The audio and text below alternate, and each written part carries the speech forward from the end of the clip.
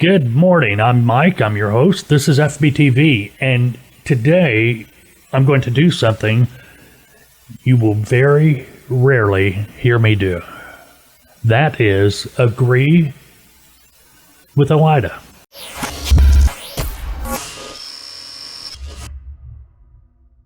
Okay, I'm not in agreement a lot with OOIDA, even though I used to be a member of OOIDA years ago. OOIDA is short for Owner Operator Independent Driver Association. Basically, it's an organization, a trade organization for drivers, small independent owner operators, truck drivers as well. A trade organization that they can join that watches out for their needs.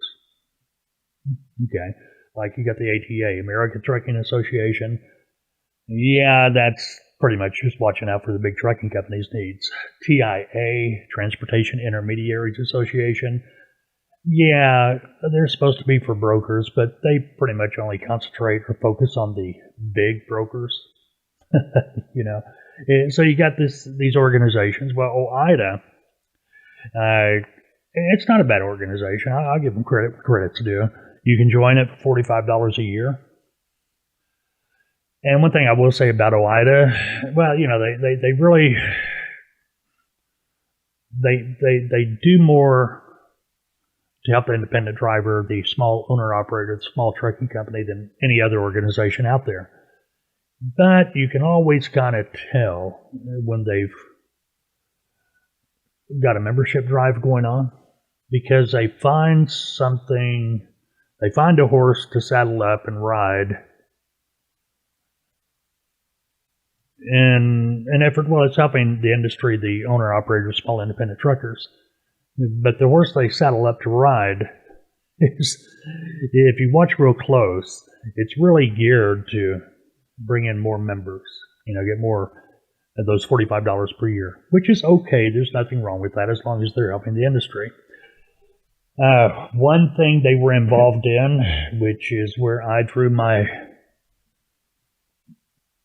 line, so to speak, and kind of disassociated or distanced myself from OOIDA, was back years ago. The freight broker surety bond used to be $10,000.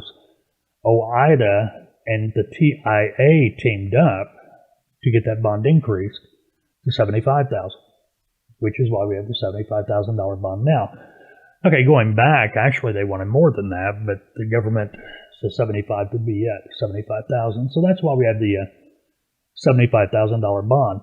Now the OOIDA and TIA, they're like oil and water.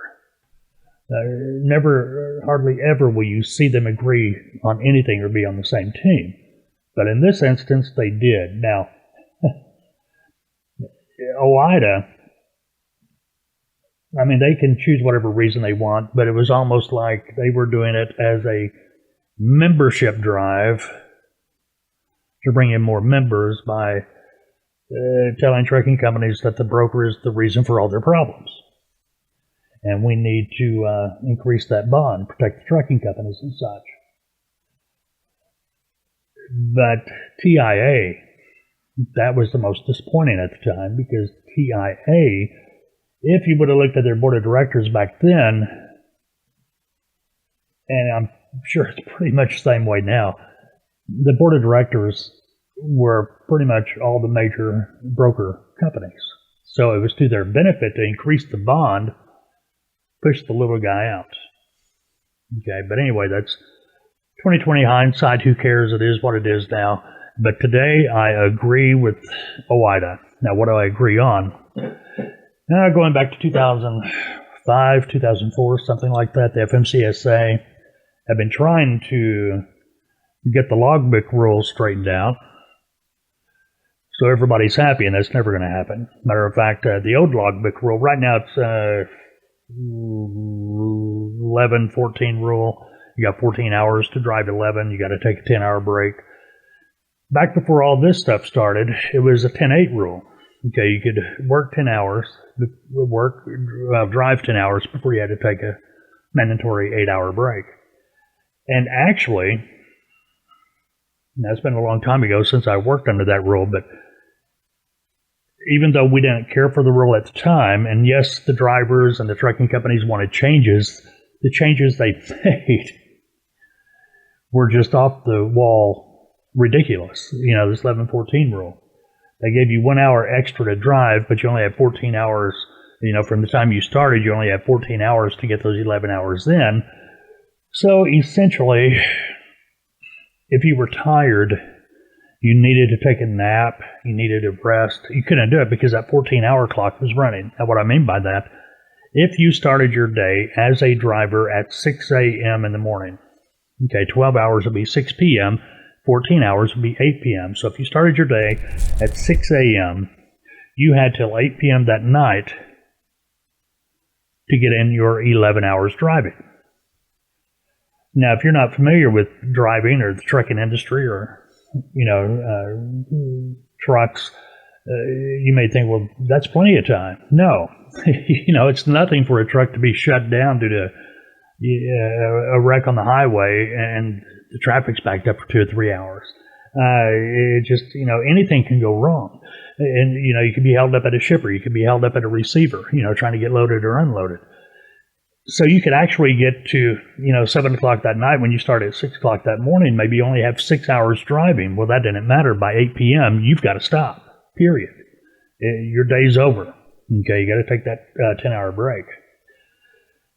Well, the only good thing that came out of the rules up to this point, out of all the changes they made, the only good thing that's happened, as far, in my opinion, is the 34-hour restart. The 34-hour restart, I'm not going to go really big time into this, but you got, a truck driver can only drive X amount of hours a week. Okay, once you hit that hours, if it's 4 or 5 days into the week and you hit that maximum driving time, working time, you're done. You are absolutely done, okay, until your logbook catches back up to you. Well, 34-hour restart, if you're off duty, not driving for 34 hours consecutively, okay, you get all your hours back. Okay, it's a restart. You start over. That's the only good thing that came out of this rule. In 15 years of changes? So they're still working on it. Go figure. Well, the Owner-Operator Independent Drivers Association, OOIDA, their message to the FMCSA was simple. If you want to improve highway safety, drivers need more control. It should be up to them when it's safe, and it isn't safe to drive. Well, of course. Go figure. If you're taking a trip and you're in your automobile,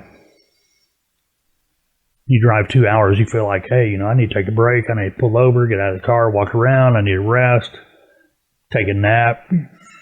That's what you do. But a truck driver, no, you're penalized. Or that's the way it's been up till. Well, it still is, but they're trying to work on it. And, these people in Washington are. It takes 2 or 3 years.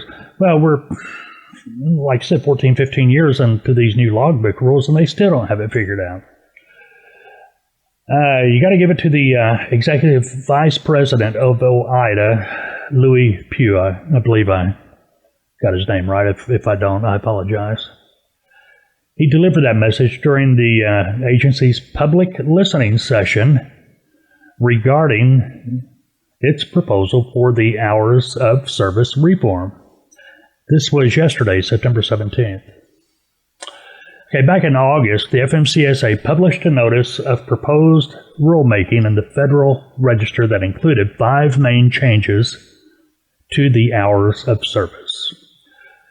As the first one, the limits for short-haul operations would increase from 12 to 14 hours and from 100 air miles to 150. The adverse driving provision would allow a driver up to a 16-hour window within which to complete up to 13 hours of driving if the driver encounters adverse conditions, snow, ice, whatever.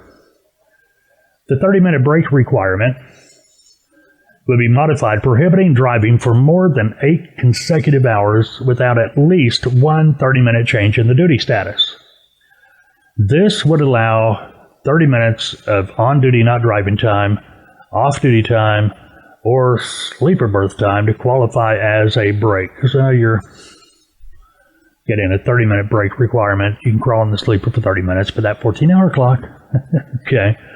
In addition of the splits of 10-0 and 8-2, drivers will be allowed a split sleeper option of 7-3. Drivers would have the option of stopping the clock a minimum of 30 minutes and up to 3 hours consecutively, once per duty period. Those are the 5 changes. Now, you almost have to be an attorney to be able to understand what they're saying. They don't make this stuff simple. Okay, but I think the one that's most important, drivers would have an option of stopping the clock, the 14-hour clock, a minimum of 30 minutes and up to 3 hours consecutively, once per duty period.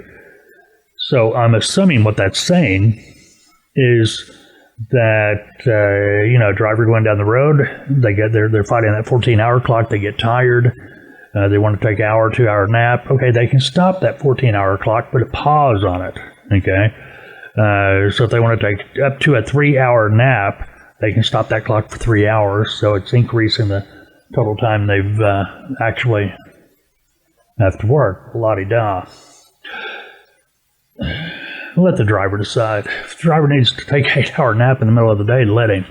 Okay, this is splitting hairs. A lot of it, what happened back in the early days of the logbook rule change, talking about early days, 2004, 2005, whatever in that area, was you started having all these organizations coming up, PAT, Parents Against Tired Truckers, Mothers Against Drunk Driving. Why they're getting into this, I don't know, it's trucking.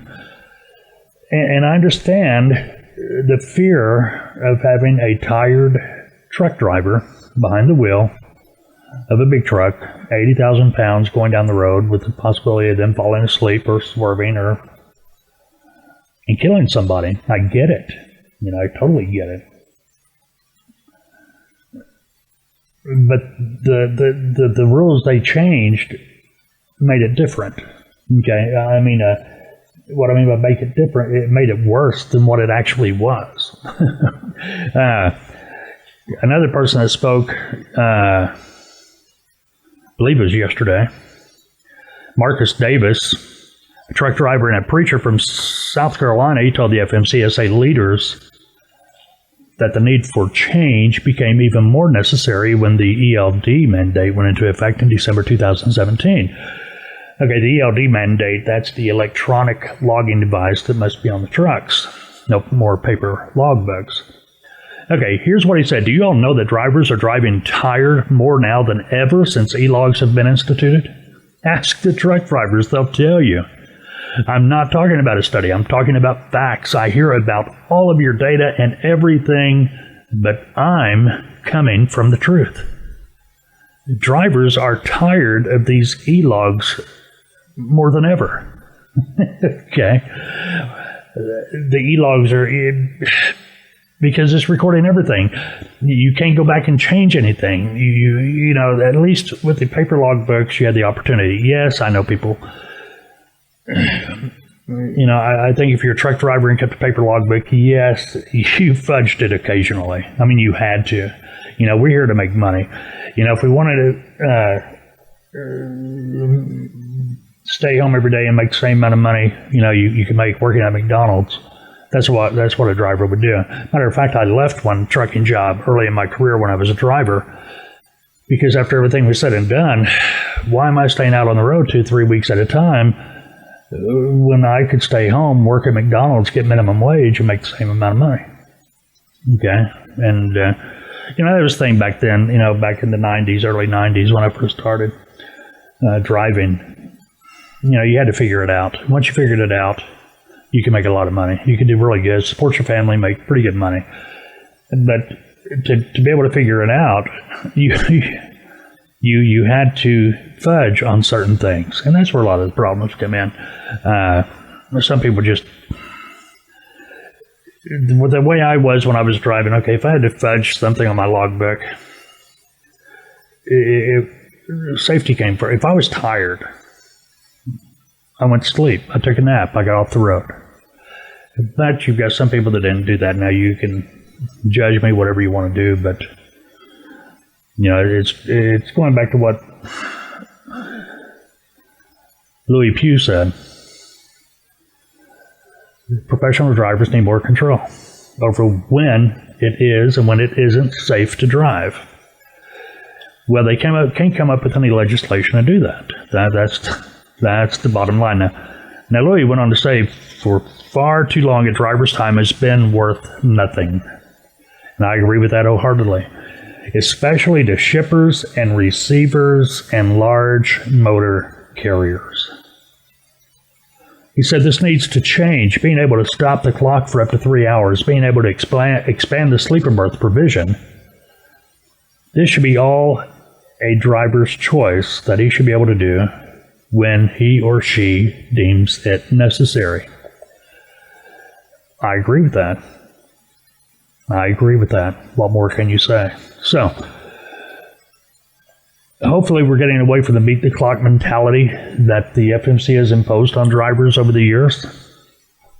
Hopefully they'll have common sense, but we're talking Washington here.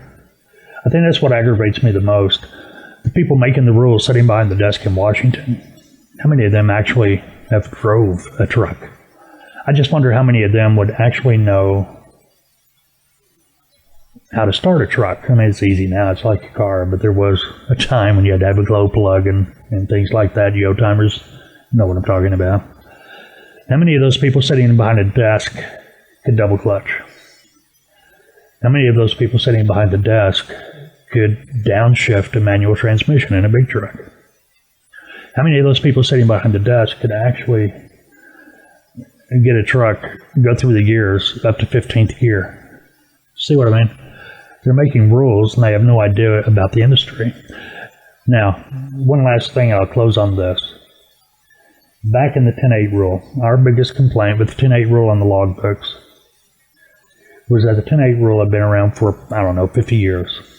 Before power steering, before sleeper berths, before, a lot of things, That's why you see in the, if you look at the advertisements for trucking companies and the drivers from, the 30s, the 40s, the 50s, their arms are this big around. There was no power steering. They were turning that wheel, having to put their muscle into it. Power steering came along. You got power brakes. You got power everything. It just made it.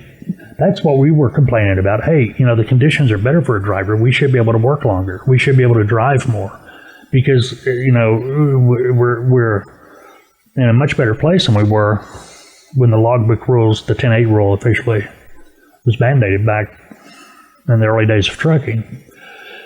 Well, we asked and we got it, and here we are 15 years later, and they still